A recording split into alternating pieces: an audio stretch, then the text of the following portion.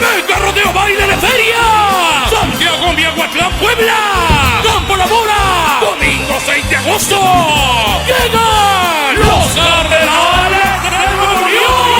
Una reina la gran cosa, pero aunque sigue tan divina, será siempre una belleza de cantina.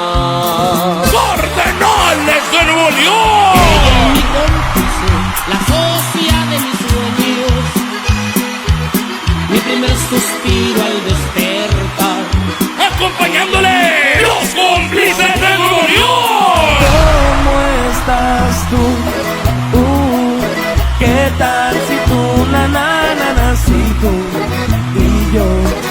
Al centro de ruedo, el rancho La Canela de los hermanos Mejía, la demoledora de Acatlán de Osorio, en la punta, el orgullo morelense del travieso de Apatlaco, en la conducción el orgullito de la Mixteca, en los sones banda la pasiva. ¿Qué creen? Aquí vamos, hermano. Sí, sí. Y es exclusiva. Y el contrabando norteño. María se fue buscando el sol en la playa. Preventa solo 200 pesitos. En taquilla un poco más. Mesa en el ruedo, 800 pesos. Mesa VIP, 1500.